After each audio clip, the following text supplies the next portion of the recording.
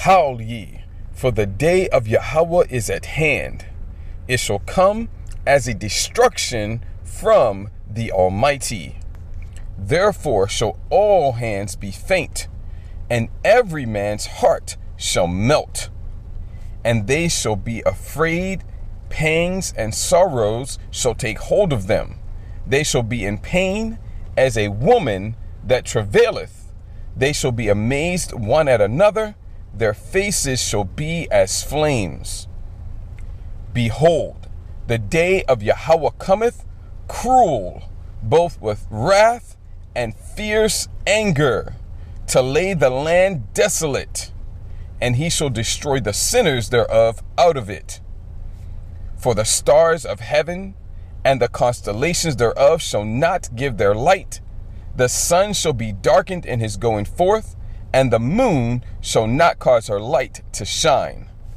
And I will punish the world for their evil, and the wicked for their iniquity. And I will cause the arrogancy of the proud to cease, and will lay low the haughtiness of the terrible. I will make a man more precious than fine gold, even a man than the golden wedge of Ophir.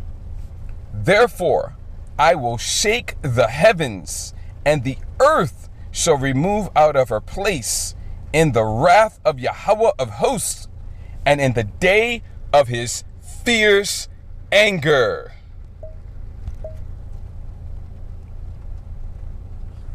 Well, if I know the things I've just said to you about the possibilities that would occur if a wider war was ignited, and I left school at 15 to go and work in a factory, you can be sure that the Ivy Leaguers in Foggy Bottom also know it. I'm not some oracle here. I'm not imparting to you undiscovered truths. The people who rule us, they already know all of these things and more. They must. So that's why America doesn't want a wider regional war. They're telling the truth about that. Some on the left imagine that they do, but in truth they don't, because they know what the likely outcome of that wider conflagration would be. But they have a client that they have armed to the teeth and sharpened those teeth endlessly, that is no longer under their control. Blinken proves it every time he goes there. Every time he goes there, he tells us that he's told them that there needs to be less civilian casualties, there needs to be more precision, needs to be more care taken, and the numbers of dead and maimed goes up rather than down. So they have ample evidence that their client is not taking their orders. And that, of course, demonstrates their weakness still further, as does their unwillingness, inability to check or stop the growing influence of Iran and the axis of resistance and its fighting abilities and its economic strength. I've just been talking with some Iranian friends online just an hour ago, and the optimism in the air in Iran about their new geopolitical and economic situation is palpable. The failure of the US to destroy Iran is another indicator, marker of their growing weakness. So what's going to happen? This brings me back to the ICJ. When I raised this on my own show, the mother of all talk shows, virtually nobody agreed with me, but I'm iterating it now again. There are many people who need an off-ramp. There are many people who need an exit from this before it becomes uncontrollably dangerous. And wouldn't the ICJ ordering Israel to cease and desist be the perfect off-ramp? Wouldn't it be the perfect excuse to say, look, client, we'd love to, but we can't, because to do so we'd be in defiance of the highest court in the world on the most sensitive subject in the world, namely genocide. So I've got my fingers crossed. I'm a religious man. I pray to God that this court delivers a verdict that can save Palestinian lives, save Israeli lives, save Lebanese lives and Yemeni lives, and perhaps save all of us. Barakatha Yahweh, Barakatha Yahweh Shai, Barakatha Yahweh, Barakatha Yahweh Shai, Barakatha Yahweh, Barakatha Yahweh Shai, Barakatha Yahweh, Bahashem, Yahweh Shai, Bahashem, Rachak Wadash, Koth the Pa Arath, Hawad Wahaloyam La, Allahayanawa, Yahweh, Bahashem Yahweh Shai, Bahashem, Rachak Wadash. And what I just said in the Lashwan Kodash being the ancient Paleo-Hebrew, or in other words, the true biblical Hebrew for holy tongue or language.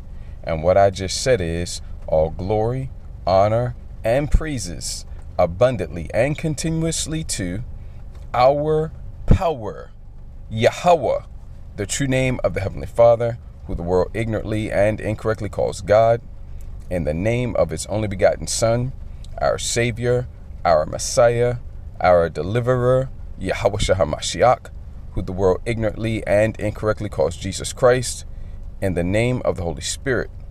Double honors to the apostles and elders of Great Millstone. Much peace, love, and respect to the brothers teaching and pushing this truth out the four corners of the earth. To the hopeful elect, the 144,000 and the 1/3, as well as the rest of the elect, scattered abroad amongst the heathen nations to the four corners of the earth, east, north, south, and west. To you I say, Shalom. This is your brother Ra'ib Tazadakwa coming back at you again, all through the spirit and power of Yahweh Bahashim Hawashah, with another lesson. Yahweh Razah is going to be edifying and encouraging to you, Akim, and any Akwaf that may be listening and or watching. Now, this is part 2. I recorded part 1 to this short lesson series last night, and it is uploaded. Normally I would show it, but I don't have a thumbnail or a title for it yet, so there's no point in me showing it, because when I take this one live and that one live, it's going to look different. You know, right now it doesn't have a title at all. It's just the date that I uploaded it, which was yesterday. Or earlier this morning, I should say. So, but it will be the preceding lesson before this one, immediately preceding this one, I would imagine. All right, so I'll probably take both of them live tomorrow, pretty much the same time, right before I go out on the highways and hedges. All right, but in any event, if you're clicking on this one first, you want to check that one out first, because this is a continuation. I played an earlier portion of this clip in part 1, and I played this latter portion of the clip here in part 2, in which George Galloway, you can see there, he's the leader of the Workers' Party of Britain. Before I get into that, before I forget, the title, George Galloway, Israel has destroyed itself, as Yemen, Iran, Lebanon, and a whole lot of others, all right, Turkey, Egypt, Syria, etc., the whole Arab world, and a lot of non-Arab nations as well. A whole lot of others prepare for war, right? Really, the whole world is already in World War III. It's just still building. It's already begun. It's just still building. It has not reached its pinnacle yet. All right.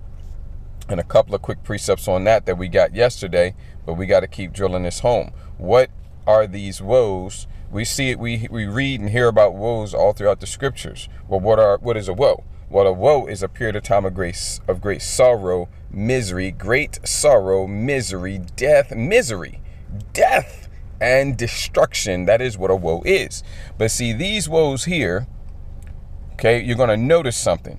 there's a number attached to these woes. Like there's a total number of these woes, but you got woes all throughout the scriptures, right? But here, when you get to Revelation, the 9th chapter, and you get to Revelation, the 11th chapter, we're going to get in a second, there is a set number of woes, because these woes are particular, specific woes.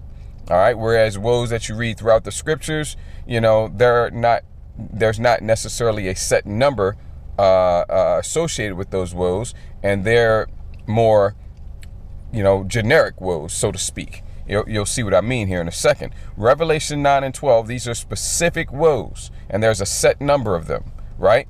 One woe, and that makes these woes special.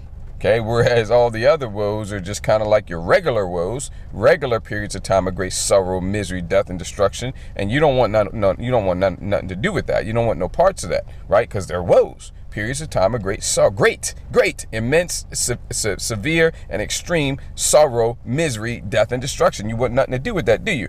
But all the more with these special woes here. Revelation 9 and 12, one woe is past. All right, so we know there's one of them, and it's past. And behold, there come two woes more hereafter. Go over a few chapters, couple of chapters, go down to the 14th verse. The second woe is past. And behold, the third woe cometh quickly. The third period of time of great sorrow, extreme and severe sorrow, misery, death, and destruction cometh quickly. Wait a minute. Cometh, and is coming quickly. All right, and that opening passage in Isaiah, the 13th chapter, I remember reading something in there. The third woe cometh quickly. All right, behold, and 13 and 9, the day of Yahweh cometh. Right? I wonder if there's a connection there. Said that the third woe cometh. Well, it doesn't say this was coming quickly. All right, maybe there's a connection, maybe there's not. Behold, the day of Yahweh cometh cruel. Man, that's a strong word. Both with wrath and fierce anger. More strong words. To lay the land desolate. I think that would qualify for a period of time of great sorrow, misery, death, and destruction. I think the case just got stronger that this is talking about the same thing. And he shall destroy the sinners thereof out of it. Let me see here. I think maybe we want to get a precept. Let's go to Is it Zephaniah? Zechariah? I get those confused. Which one am I going to choose? Back to my college days, right? Long time ago. 50, 50, 90 on my new power days, right? 50, 50, 90, right? Let me see here. I think it's Zechariah. It's like I think it's Zechariah. And let's see if I'm right. No. 50, 50, 10. All right. So Zephaniah. I get those mixed up sometimes. Forgive me. All right. And here we go, man. Here we go. Wait a minute. Let's put this all together now. Isaiah 13. We're going to have some fun, right? Okay. Behold, the day of Yahweh cometh cruel, both with wrath and fierce anger, to lay the land desolate, and he shall destroy the sinners thereof out of it. We could go to Malachi 4:1, but I don't want to get too greedy, right? Let's just be satisfied with this. You can go to Malachi 4:1 on your own. And by the way, when you get there, read 2 as well. That's the good news for the elect of the nation of Israel. The great day of Yahweh is near. It is near. Say that twice. Wasn't once sufficient? Yeah, it was. Said it twice for emphasis. And hasteth greatly.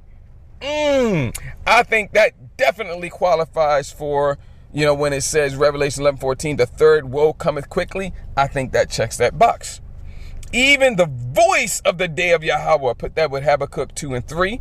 Put that with Ezekiel 12:21 down to 23, points in 23. Put that with 2nd Ezra 15 and verses, let me see here. I want to say, well, let's go there since I'm hesitating. Let me see, it's right. I already got it pulled up. Let's see here.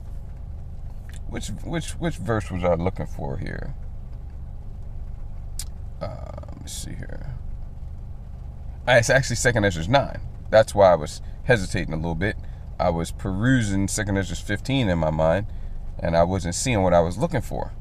It's 2nd Ezra 9, verses 5 and 6. For like as all that is made in the world hath a beginning and an end. Absolutely, doesn't it? Can you think of anything that has no end in this world, in this age, in this kingdom? Right? No, right? But in the kingdom to come, well, there are going to be things that don't have an end. And the end is manifest. Back to this kingdom, back to this age, this time. The end is manifest, made plain to see. Even so, the times also of the highest, the Most High. His name is Yahweh. It's not God. It's not Jehovah. It's not Yahweh or any Yahuwah. His name is Yahweh. Literally means he is, he exists, or he to be. Because, of course, he always has been. And he is, and he always will be. His name literally means he is, he exists, or he to be. Yah is Hebrew for he. Hawa is Hebrew for is, exists, or to be.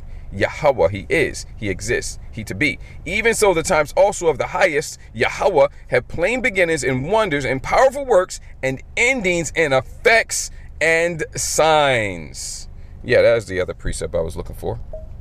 Let's go back over here. The great day of Yahweh is near. It is near. And hasteth greatly, even the voice of the day of Yahweh. What do you mean the voice? How can the day of the Lord have a voice? It's a time, it's a day, isn't it? It's events taking place. Yeah, because you see them unfolding, you see it approaching. Okay? And when you see it approaching, it's speaking to you saying, I'm coming quickly. Right? The mighty man shall cry there bitterly. And it goes on. It's real strong, man. The scriptures are no words are strong. No words are strong like the scriptures, man. All the way down to the end, right? So when we go back over here to this Revelation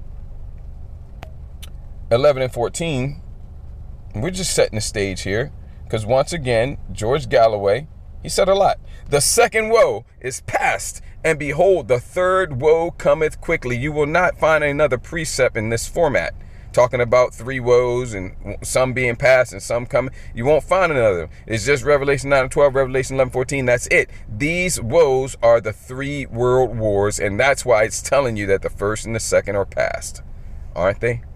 And it's telling you what? That the third one, the third world war, World War III, is coming what? Quickly, isn't it? Yeah, so quickly that it's here already and ramping up and intensifying rapidly by the day, right?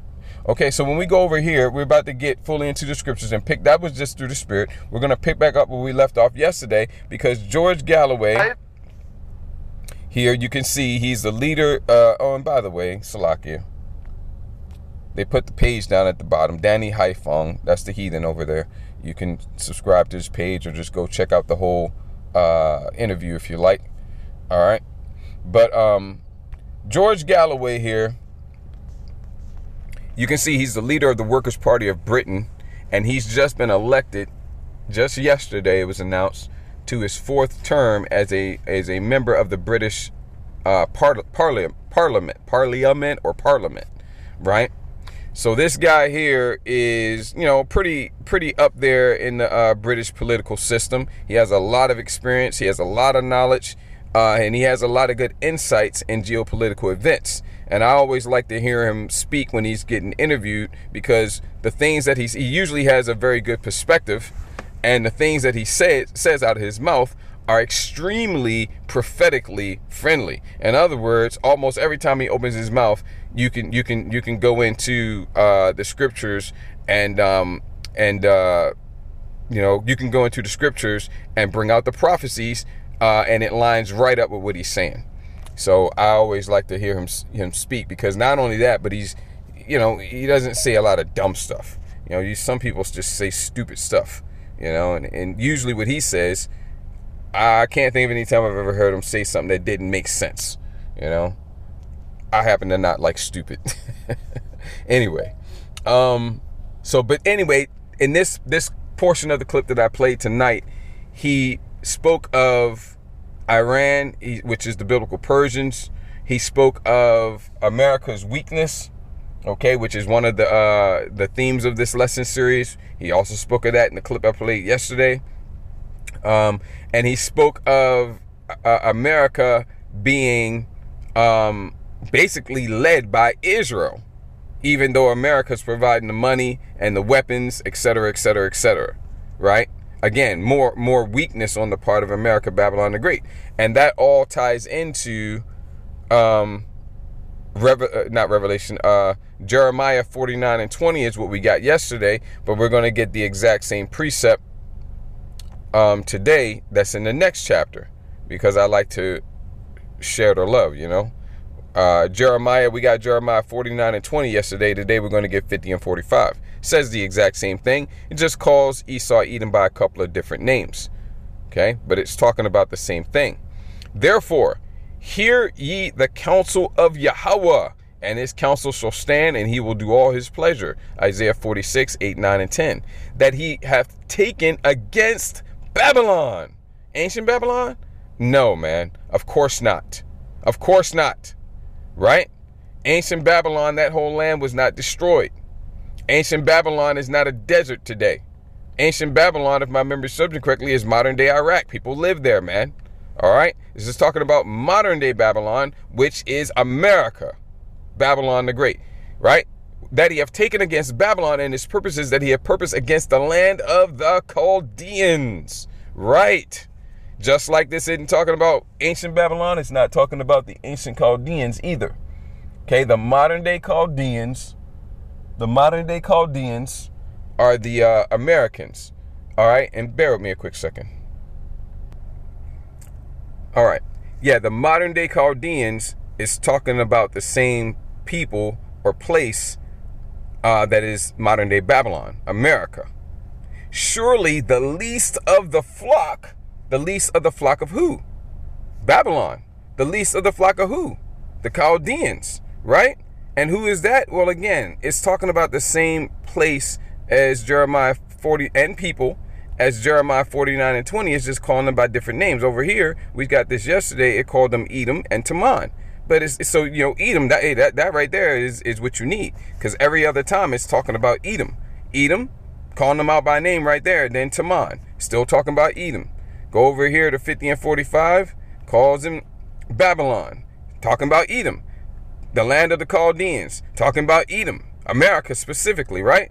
You say, well, I need a precept. Okay, no problem. Let's go to the book of Psalms, and let's go to the 137th Psalm, and I'm going to give you a quick, easy precept, okay, to show you the direct connection between Babylon, talking about America, Babylon the Great, the daughter of Babylon. You see it right there, hitting you between the eyes, verse 8. Right? Remember, O Yahweh, the sons of Edom. That's the Hebrew word ban or banyam. It literally means sons. And it is indeed gender specific. If you want to talk about sons and daughters, you want to talk about women and children, then it's a different Hebrew word. It's not ban or banyam. It is indeed gender specific. Okay, the sons of Edom, and of course the daughters and the children and the women are joined with the sons of Edom. So it's when you say something about the sons of a nation, then, it's really the whole nation, because the women and children are going to be joined into the sons, right? The men. Remember, O Yahweh, the sons of Edom in the day of Yerushalayim, in the day of our deliverance, in the day of our salvation, who said, raise it, meaning burn it to the ground, absolutely level the place. Talking about leveling Jerusalem, even to the foundation thereof. Burn it to the ground, destroy it, and destroy it and level it to the very ground. O daughter of Babylon, clearly making it very plain to see, it's not talking about ancient Babylon. Okay, the daughter of Babylon. Sometimes the Heavenly Father will make it a little bit easier for you. Sometimes He won't. If you don't know, then you just don't know. But if you know, well then you know. But then other times He'll make it, daughter of Babylon. Okay, so it's not talking about ancient Babylon, right? But then later on, He'll be talking about the daughter of Babylon. He won't say daughter of Babylon. He'll just say Babylon, right? Or then He might say Edom, or He might say Teman, or He might say Basra, or He might say the land of the Chaldeans. He might say Nineveh. All talking about America, Babylon the Great, man. That's the way the Heavenly Father rolls. O daughter of Babylon, who art to be destroyed, meaning that's your destiny, that's your future. Happy shall he be that rewardeth thee as thou hast served us. Right? So you clearly see that Edom and the daughter of Babylon, America, Babylon the Great, are directly connected and linked. Might as well get verse 9. I wonder what that says. Happy shall he be that taketh and dasheth thy little ones against the stones. Whew. I think that means exactly what it says. Okay, so let's get back to what we were getting into here. Therefore, hear ye the counsel of Yahweh that he hath taken against Babylon, and his purposes that he has purposed against the land of the Chaldeans, America, Babylon the Great. Surely the least of the flock shall draw them out. The least of what flock? Babylon. Well, wait a minute. Babylon is directly linked to who? Edom. Esau, Edom. A whole nation, a whole family. Okay, so the Edomites, the least of the flock refers to Edom. So draw them out. Well, who's the least of that flock? Well, let me see. Who's been in their land that they controlled, that they've raped, robbed, and pillaged? Who's been in their land that they've raped, robbed, and pillaged the shortest amount of time? Well, all these other Edomites have been in their lands that they've raped, robbed, and pillaged. John 10:10, the thief cometh not before to steal, kill, and destroy. Well, they've all been in there a lot, like hundreds of years or something like that, right? Sometimes more, right? A bunch of hundreds of years, right? Well, what about those Israelis over there? How long they been in that land? Oh, well, 1948, Balfour Declaration. By the way, does a stroke of a pen in the Balfour Declaration in planes, trains, and automobiles, does that qualify for a mighty hand and a stretched out arm and fury poured out? I don't think so. But anyway, moving on. So it just pointing out that it might be that they don't fulfill the prophecies of the true Israelites being returned to the land. It just might be that it's not them. I don't know. What you think? Okay, fury poured out, outstretched out hand, and a mighty hand and stretched out arm, and fury poured out, planes, trains, automobiles, and a stroke of a pen. I don't think we have a match there. You let me know what you think. Surely the least of the flock, that's the Amalekites. When you read about the biblical Amalekites, right? That's who it's talking about. They're the least of the flock. They're the least in number, and they've been in their land that they've raped, robbed, and pillaged the shortest amount of time, right? That's who it's talking about, the least of the flock, the Amalekites. Which, by the way, although they're the least of the flock, they're the lead tribe, though. Every nation's going to have its lead tribes. So this lead tribe, rather. So they're the ones that are the least of the flock, and they're going to do what? Draw them out. Who? Edom. Yes. All Edom, right? Yes. Right? But is there a tip of the spear here? Is there a first and foremost here? Absolutely. Babylon. America, Babylon the Great. Drawing out America, Babylon the Great. Hey, wait a minute. America, Babylon the Great is leading the what? The West. Leading the what? NATO. Leading the what? EU. Okay? The U.S.-led West. The U.S.-led NATO. So when America gets drawn out by the Amalekites over there in the land of Israel, pretending very poorly, I might add, to be us, when America gets drawn out by them, which that's what George Galloway was talking about yesterday and today, in both clips, right? Well, guess who's going to come with them? All the rest of Edom. Surely he shall make their habitation desolate with them. You see? So let's continue where we left off yesterday. All right, already 29 minutes into it, so we'll see if we get through it all. But got to do a quick brief review. There might be a third part because we're already 29 minutes in. But yesterday, where did we leave off at? I think we got Revelation 13. We went 1 down to 4, right? But let's just get straight to the point here. We got 1 to 4 yesterday, and we're going to briefly touch on 3 and 4 to review, and then head over to Revelation the 17th chapter. All right, and we'll see how far we get. If you want the whole breakdown down in a little bit more detail, then check out part 1, starting in verse 1, going down to verse 4. And I saw one of his heads. The heads being referred to here are the heads of this beast. Well, let's just read it. And I stood upon the sand of the sea, and I saw a beast rise up out of the sea. I know that beast is the Antichrist. This one man who's going to be literally possessed by Satan. This one man, that's who the beast is. Rise up out of the sea, having 7, I'm having fun, right? Having 7 heads. This one man has 7 heads, right? And 10 horns. And then he's got 10 horns coming out of his 7 heads, right? And upon his horns 10 crowns, and upon his heads heads plural the name of blasphemy. And the beast which I saw was like unto a leopard. So this one man who's the Antichrist has 7 heads, 10 horns, and 10 crowns upon his heads, and he looks like a leopard. And his feet were as no, this isn't talking about no one man there is no such thing as no one man who is the anti-Mashiach or the Antichrist. That is a false doctrine, a false pagan Christian doctrine. Well, my Christianity isn't pagan. Maybe those other ones are. Hey, pagan Christianity is one word. Okay? Yes, your Christianity is pagan. And the beast which I saw was like unto a leopard, and satanic. And the beast which I saw was like unto a leopard, and his feet were as the feet of a bear, and his mouth as the mouth of a lion. Right? The beast represents the empires / kingdoms of Esau, Edom, spanning millennia, thousands of years. Right? The 7 heads are the Greeks, the Romans, Germania Major, Germania Minor, the French, the Spanish, and the British. All right, with the British being the 7th, and then out of the 7th comes the 8th, Revelation, the 17th chapter, which is America, Babylon the Great. And the beast which I saw was like unto a leopard, and it starts with a leopard because it kicked off, it kicked off on the most significant level with the Greek Empire, right?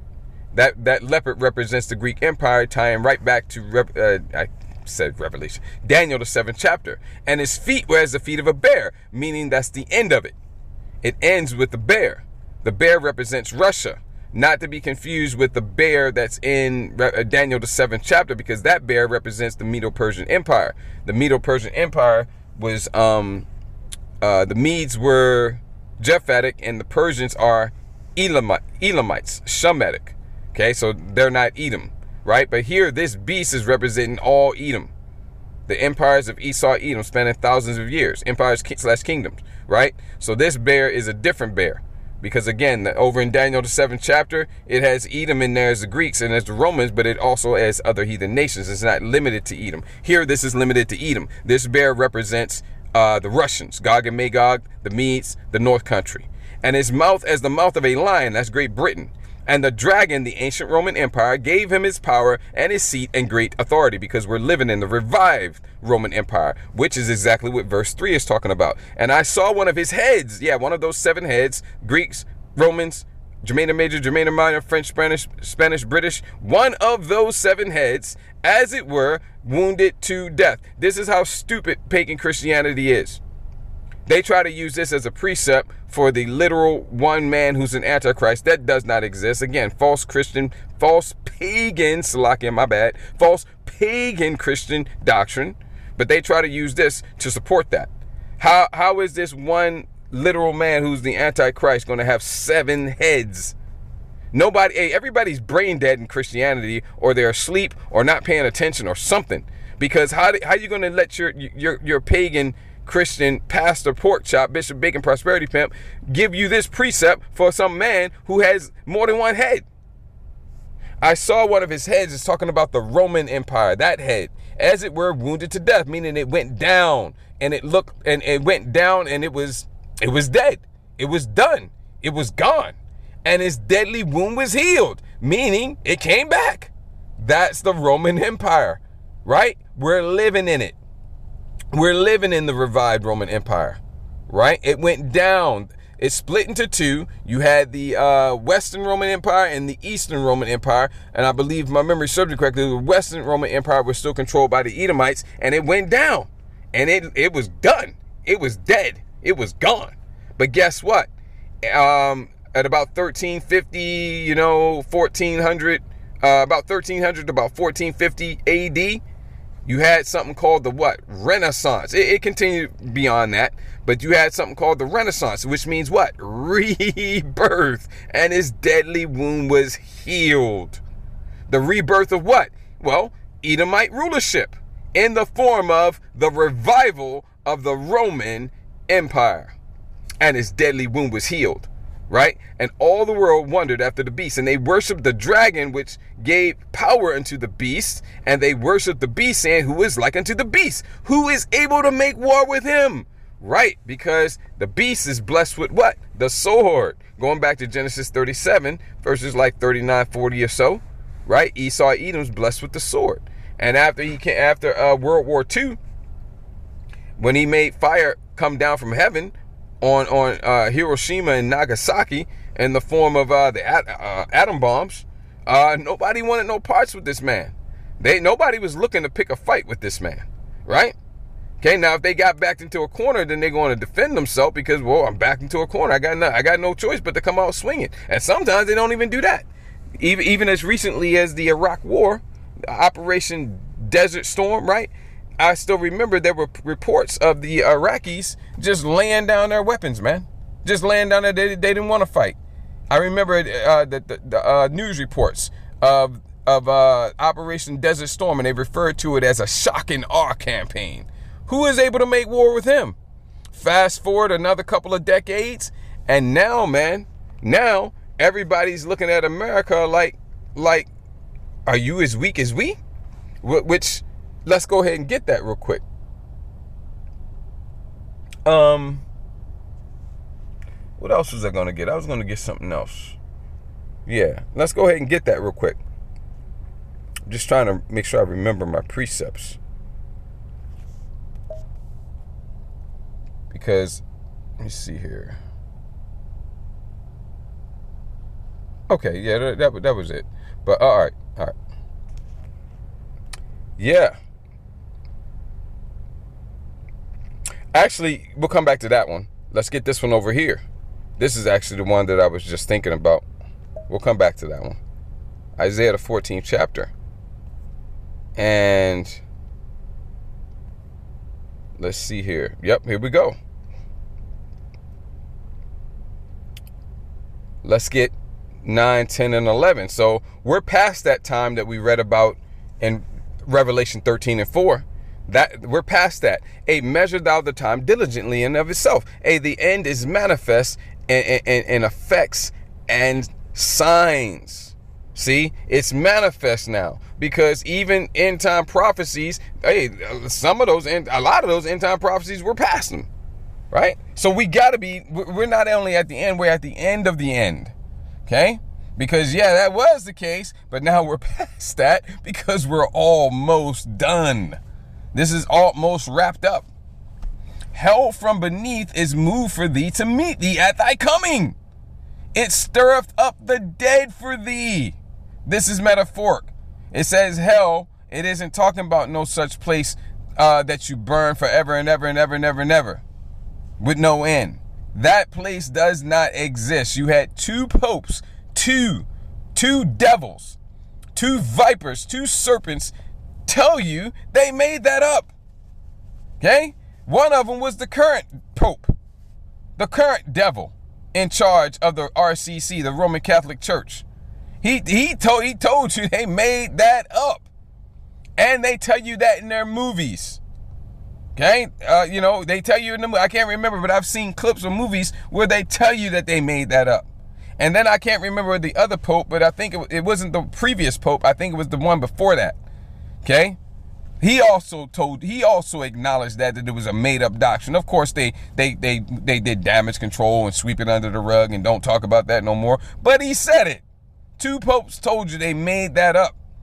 Okay, there is no such place. When you see hell in the scriptures, it's talking about one or two things. Either a very low and miserable condition, which is the case here.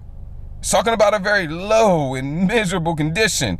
In other words, extremely hardcore, brutal slavery. Hell from beneath is moved for thee to meet thee at thy coming. Or it's talking about the grave. One of those two, and the context will tell you which. It stirreth up the dead for thee, not the literal dead, spiritually dead. It's talking about the heathen nation, the other heathen nations, even all the chief ones of the earth, all the other heathen nations. It hath raised up from their thrones all the, well, there you go, all the kings of the nations. See, some of y'all didn't want to believe, I don't know about that. Well, it says it right there at the end of the verse. All they shall speak and say unto thee, art thou also become weak as we? Art thou become like unto us? Thy pomp. Yeah, this man is a proud man. And especially the American Babylonian Edomites, whose look is more stout than his fellows. Daniel, I want to say the 7th chapter, might be the 8th chapter. Thy pomp is brought down to the grave, and the noise of thy vows. The worm is spread under thee, and the worms cover thee. Meaning what? Decay. Meaning what? Decline.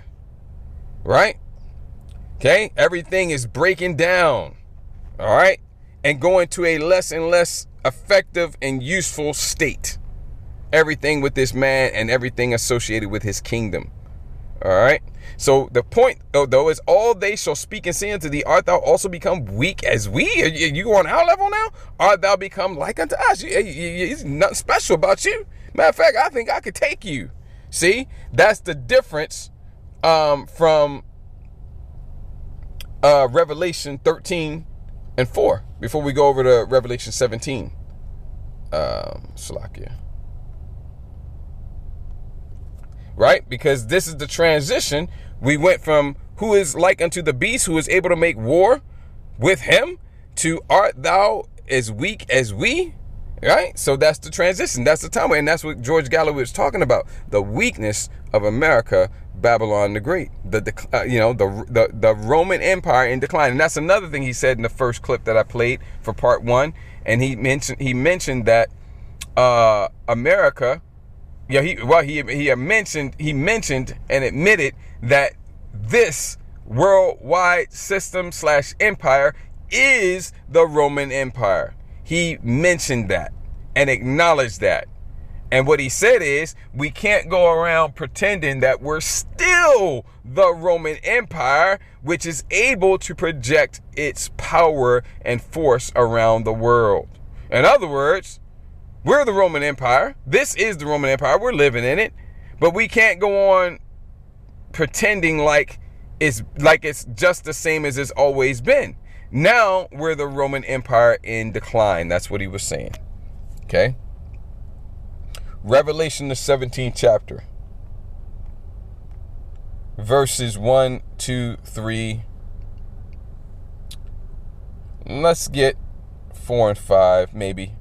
And then we're going to jump down, and I probably am going to wrap it there, and we'll get a third part going into Joel, the 3rd chapter, and I'll probably put another precept with it. Okay?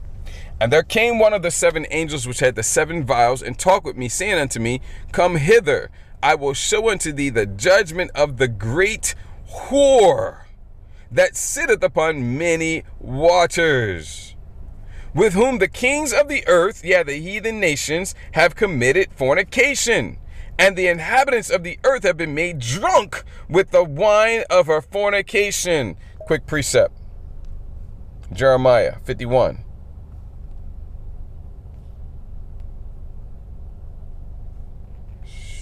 Move that out of the way. Okay. Straight to the point.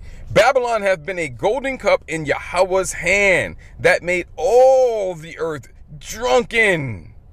The nations, all of them, all the heathen nations, have drunken of her wine, meaning her doctrines, her philosophies, and her ideals. Okay?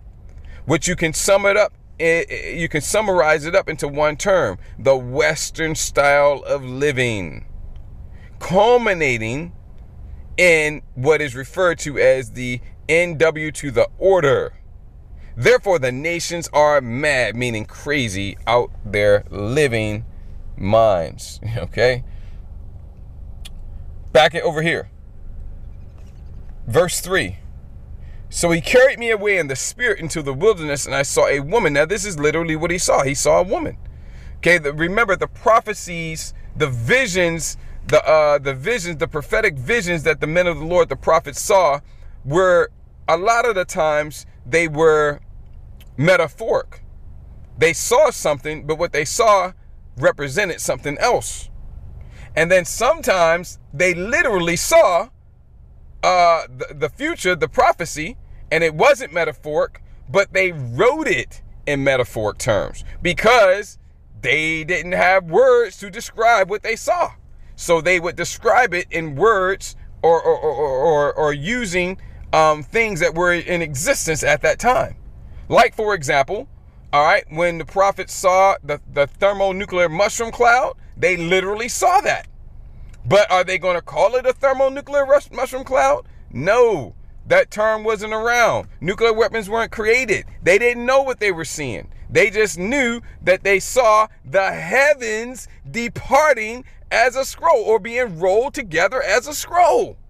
See? So a lot of times the prophetic visions are metaphoric, and they write down the metaphoric vision or prophecy vision that they see. And then, you know, you got to have the understanding, the oil, the understanding that's been released on the face of the earth to break down that metaphoric prophecy and know what it means. No, this is referring to that, referring to this, referring to that. This is what it means. It means thermonuclear destruction. Or if they saw the literal thing instead of a metaphor representing it, they saw the literal thing, right? They still may have wrote it in metaphoric terms because they didn't have any other terms to describe it in.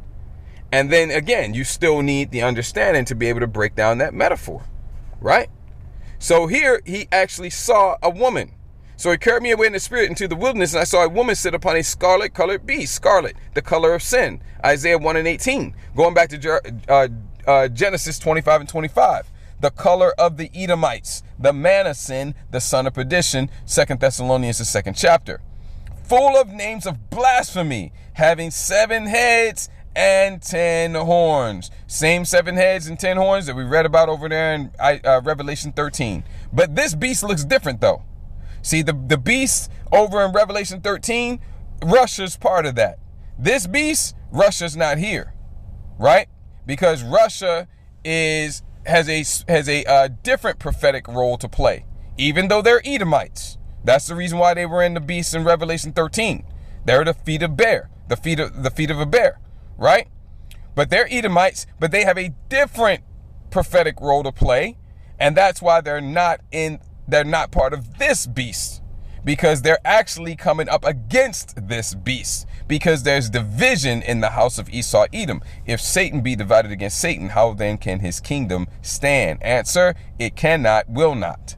This is part of the way the Heavenly Father is going to destroy the kingdom of Esau Edom, the house of Esau.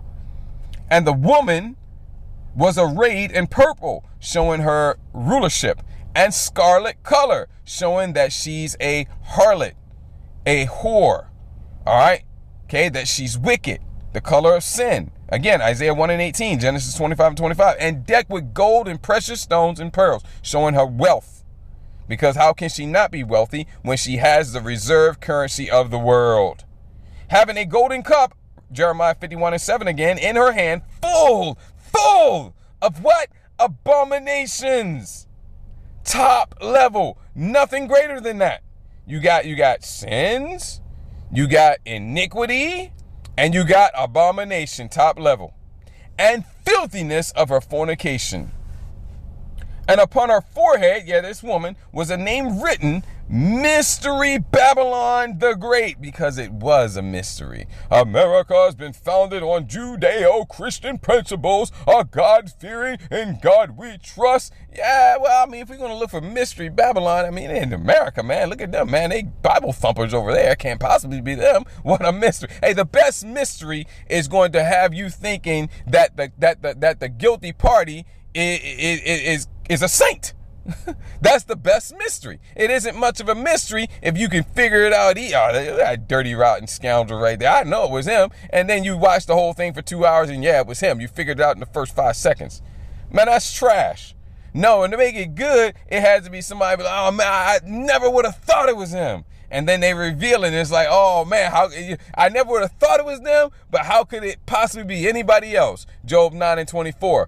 The earth is given into the hand of the wicked. He covered the faces of the judges thereof. If not, let me just get it. I'm stumbling over it a little bit, right? But that's what the best murder mystery is going to make you say. Oh, I never would have thought it was him, but now we're at the end of the movie and everything's all laid out, I couldn't possibly be anybody else. And that's how this verse ends. right? The earth is given into the hand of the wicked. He covered the faces of the judges thereof. If not, where and who is he? Who else could it possibly be? See? And I saw the woman, mystery Babylon the Great, the mother of harlots, turning all these other heathen nations into harlots as well, and abominations of the earth, giving birth to abominations all over the place.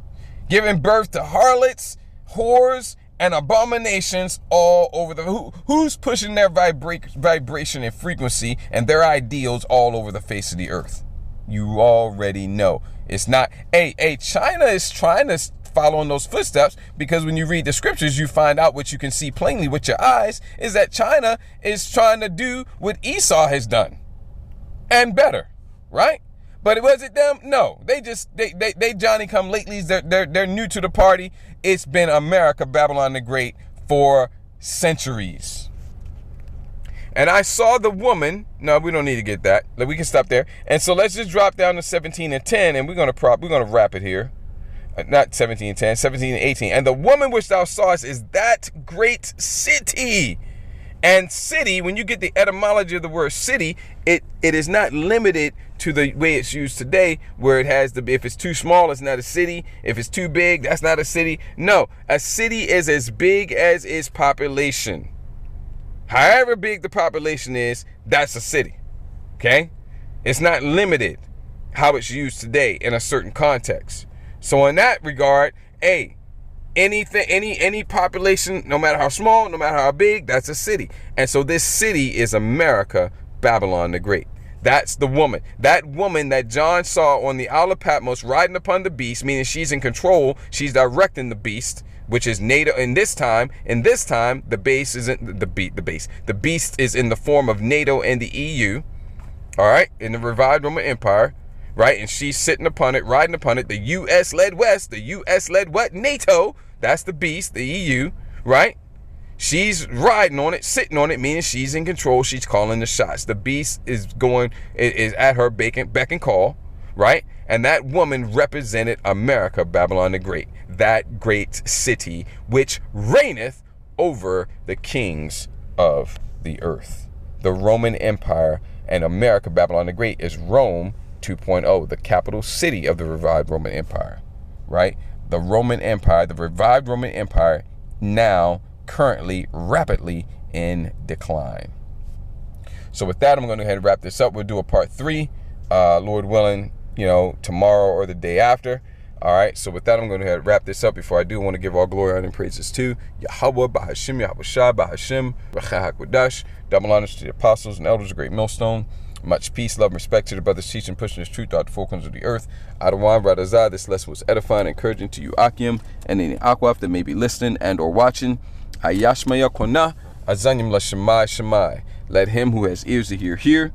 Kwam Yasharala, Babakusha, Abad Baba Etha, Wakal Adawam. Shalom Lahabakarium, Shalom.